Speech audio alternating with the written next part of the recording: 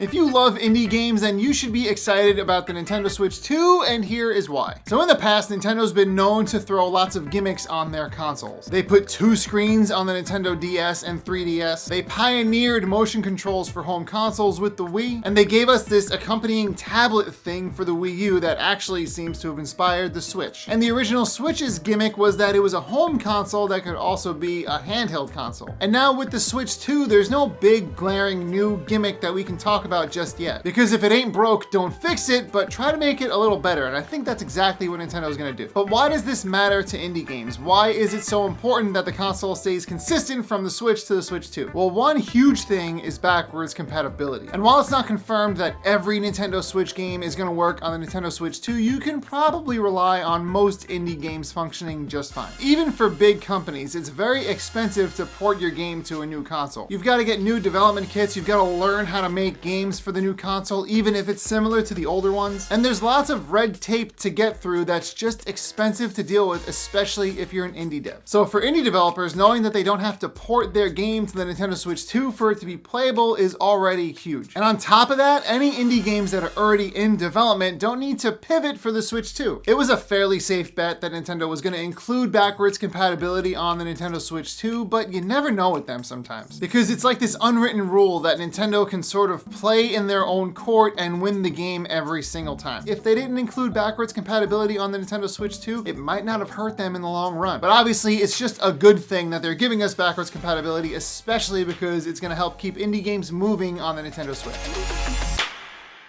This next feature was displayed in the first look trailer by Nintendo, but if you blinked, you probably missed it. There's this one shot of the JoyCon sliding across a surface. It looks like they're skating against each other. Honestly, at first glance, it just looks like a fancy product shot to show off the new JoyCons. But in that scene, you see something else click in underneath the JoyCon, which implies that they're made to slide across surfaces. So what does all this mean? What does it matter that the JoyCons can actually slide across surfaces on a thing? What's the point of that? It starts to make a lot more sense when you think about the JoyCon as a sort of mouse, like on a computer. Indie developers might now be able to explore those kinds of possibilities where they can just rely on the Joy-Con to be a pointing device. It's not impossible to port a game from mouse and keyboard to controller support, but I think it's a lot easier to play certain types of games with a mouse no matter how good they are on controller. I'm thinking strategy games, and in some cases first-person shooters just might be more fun with an accurate pointing device. It seems small at first, but I think indie developers are going to eat that up. Not to mention all the other kinds of games Nintendo themselves are probably going to come up with when it comes to this pointing device Joy-Con. And while we're talking about hardware, let's talk about the power of the Nintendo Switch 2, or at least what we think it's going to be. Lots of speculation on the internet has the Nintendo Switch 2 coming in about at the strength of a PS4 Pro. And when you first hear that, you might think, oh, the PS4 Pro, that's a sort of old console at this point. What are they doing? But I don't know about you, but if I could bring a PS4 Pro around in something that's about this size, that's pretty good. Because Nintendo and indie developers alike have stretched the Nintendo Switch so far for as long as it's been out. It's a low-powered console, but they've been making it work mostly this whole time. But there are certain indie games that have not been able to release on the Nintendo Switch because of that low power output. But even games that have released on the Nintendo Switch and other platforms, I usually go to the other platforms if I know the game's gonna be demanding. If I want to play a medium-powered indie game on handheld, I've got to buy it on my Steam Deck. But knowing that the Nintendo Switch 2 is gonna have more strength under the hood, I can once again turn to my Nintendo handheld for my medium-powered indie games. And there are certain indie games that play really well on the Steam Deck that I think would be great for the Nintendo Switch, and now I hope they come out on the Nintendo Switch too. I'm thinking of games like Hyper Light Breaker, which just entered early access, or Eternal Strands, which I'm about to review on this channel. Keep your eyes peeled for that, by the way. Games that are just a little higher fidelity that are really fun to bring with you on the go. But there is one thing I'm gonna miss about the original Nintendo Switch, and that is the form factor. I think the screen's gonna be about 8 inches and the Joy-Cons are gonna be bigger, so all in all, just a larger console. Although I still don't think it's gonna be nearly as large as the Steam Deck, which is the biggest I'm gonna go for a handheld gaming console. I see these PC handheld consoles out here really pushing the limits between what's a handheld console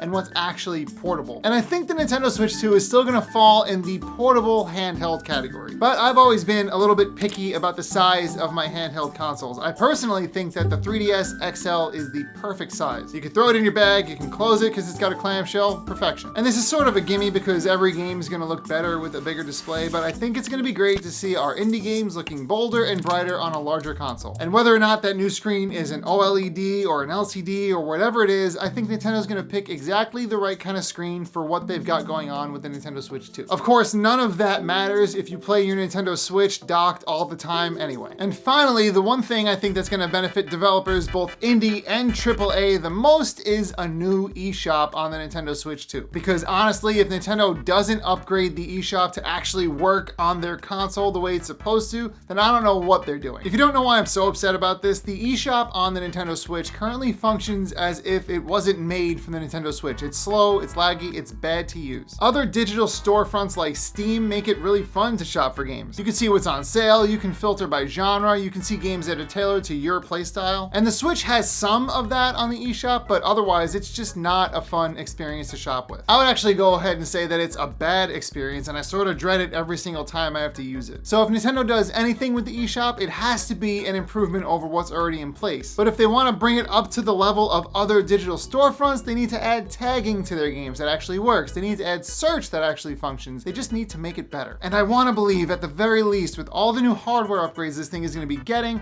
that the eShop will at least function and feel good. So after 8 long years of Nintendo Switch, we're finally going to get a better Nintendo handheld console, and I'm pretty excited about it. And I really do think that indie games are going to thrive on the Nintendo Switch 2. I'm excited for Moonlighter 2. I'm excited for Hyper Light Breaker, which I've already talked about. Lucid, Atomic Owl. These games are going to look great on this console. So what are some indie games that you're excited to try on the Nintendo Switch 2? It could be a game that you've been excited about, or a game that you played on the original Switch and you want to try again on stronger hardware. Let me know in the comments, and especially let me know what indie games you've been enjoying specifically on your handheld console of choice. If you like this video, make sure you like the video and make sure you share it with a friend who wants to hear some guy talk about video games all the time, because that guy is me. And if you really like this video and you want to see more of this, then make sure you subscribe to my channel and make sure you've got notifications on. But ultimately, thank you for letting me talk your ear off about why I think the Nintendo Switch 2 is going to be great for indie games, and I will see you in the next one.